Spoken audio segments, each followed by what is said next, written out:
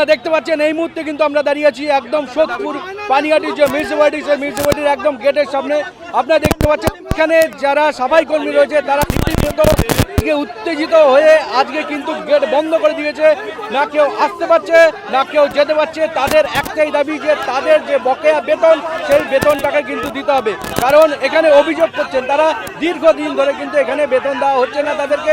তারা বলছেন তারা খেটে মরছেন দিন রাত এক করে, কিন্তু তাদেরকে তাদের যে পাওনা, সেই পাওনা কিন্তু দেওয়া হচ্ছে না। এবং একই সঙ্গে অনেকে অভিযোগ করছেন এখানে যারা কাউন্সিলর আছে তাদের যারা ব্যক্তিগত কর্মী, অর্থাৎ তাদের যারা বাড়িতে কাজ করে, ঘরের কাজের লোক, তাদের মাইনা কিন্তু এখান থেকে যাচ্ছে। তাদের একাধিক ড্রাইভার রয়েছে, একাধিক গাড়ি রয়েছে, সেখানে যে সমস্ত খরচ কিন্তু যাচ্ছে এই মিউনিসিপ্যালিটি থেকে।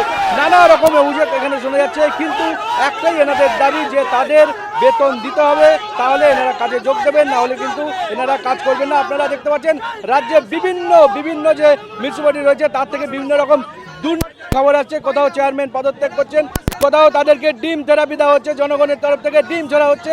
আজকে কিন্তু এখানে যারা রয়েছেন দেখতে পাচ্ছেন, যারা সাফাই কর্মী রয়েছেন তারা কোনো কথা শুনবেন না। আধিকারিক এসেছেন, তারা এনাদের বোঝানোর যথেষ্ট চেষ্টা করেছেন।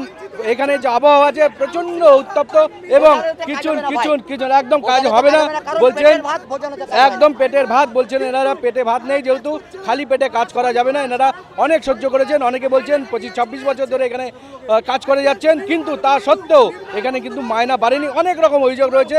ভেতরে এখন একদল গেছেন এনাদের প্রতিনিধি, তারা কথাবার্তা বলছেন। এখন দেখা যাক এখানে কি সুরা হয় বা কি এর আউটকাম বেরোয়। এনাদের একটাই দাবি যে যেহেতু রাজ্যে নতুন সরকার এসছে এবং সেই সরকার অনেক আশার সরকার, তারা দাবি করছেন, তাদের কাছে অনুরোধ করছেন যে মাননীয় মুখ্যমন্ত্রীর কাছে, শুভেন্দু অধিকারীর কাছে, যাতে এই যে অচল অবস্থা এটা যাতে ঠিক হয়।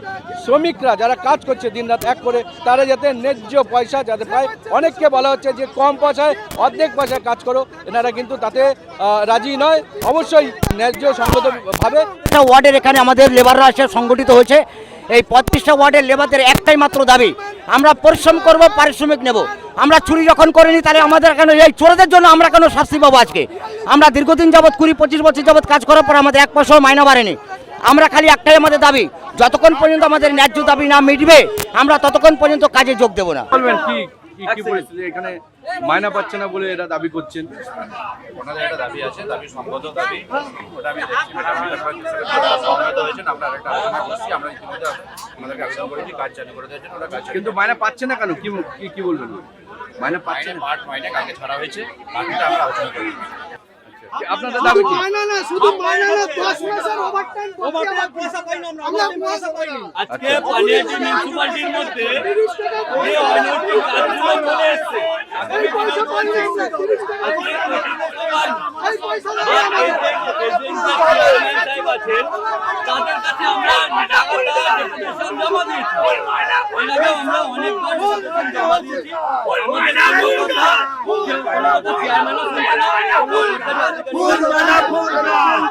আপনাদের দাবি কি? আমরা কোনো হাতলাইনের মধ্যে থেকে যাবো না। আমাদের যতক্ষণ না সম্পূর্ণ দাবি পূরণ হবে, আমাদের এই আন্দোলন চলবে।